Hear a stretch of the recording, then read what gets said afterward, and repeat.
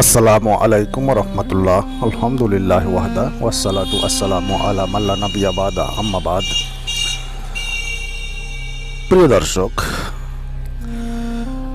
যদি কোনো মানুষ চুরি করে বা ডাকাতি করে, তার চেয়ে বড় গুনাহ হচ্ছে শিরক। পৃথিবীতে সব থেকে বড় অপরাধ, সব থেকে বড় পাপ হচ্ছে শিরক করা।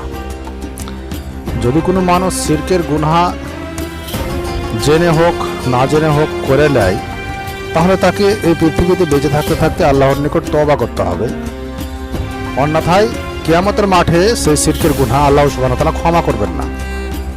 শিরক হচ্ছে সব থেকে বড় পাপ। যেদিন আপনি শিরক করবেন, সেদিন আপনার তৌহিদ কেটে যাবে, সেদিন আপনি কাফের হয়ে যাবেন। আজ থেকে নিয়ে 60 বছর পর্যন্ত যা নেকি করেছেন, আপনার সমস্ত নেকি নষ্ট হয়ে যাবে। আল্লাহ তাআলা বলেন, ইন্নাহু মান ইয়শরাক বিল্লাহি ফাকাদ হারামাল্লাহি আলাইহিল জান্নাতা ওয়া মাওয়াহুয়ান নার ওয়া মা লিজ্জালিমিন মিন আনসারিন।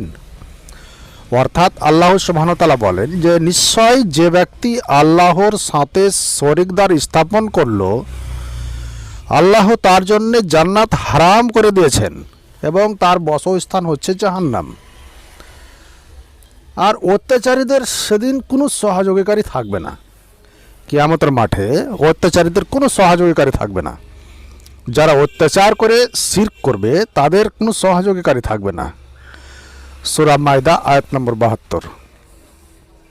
এই শিরকের মর্মে নবী করিম সাল্লাল্লাহু আলাইহি ওয়াসাল্লাম বলেন,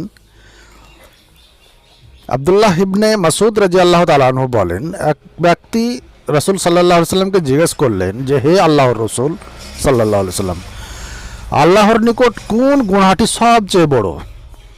তিনি বললেন, আল্লাহর কোনো সমক্ষ সাব্যস্ত করা, অর্থাৎ শিরক করা। শিরক হচ্ছে সব থেকে পৃথিবীতে বড় পাপ। শিরকের সমপরিমাণ কোনো পাপ নেই। শিরকের গুনাহ করলে এই পৃথিবীতে আপনাকে ক্ষমা চেয়ে নিতে হবে, অন্যথায় মরার পর আর আপনার কোনো সুযোগ থাকবে না।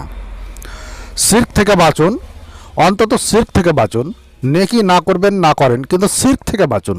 অবশ্যই শিরক থেকে বাঁচতে পারলে আল্লাহ সুবহানাহু ওয়া তাআলা হতে পারে আমাদেরকে ক্ষমা করে দেবেন। আসসালামু আলাইকুম ওয়া রাহমাতুল্লাহ।